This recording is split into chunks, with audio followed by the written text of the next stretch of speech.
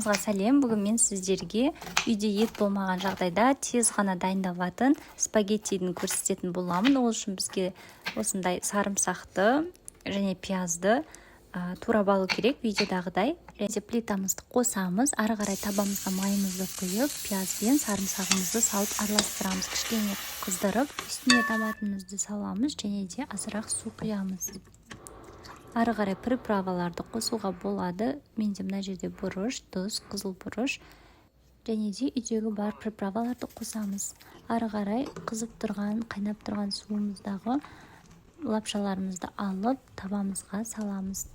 Табамызға барлығын жақсылап орналастырып аламыз и араластырамыз.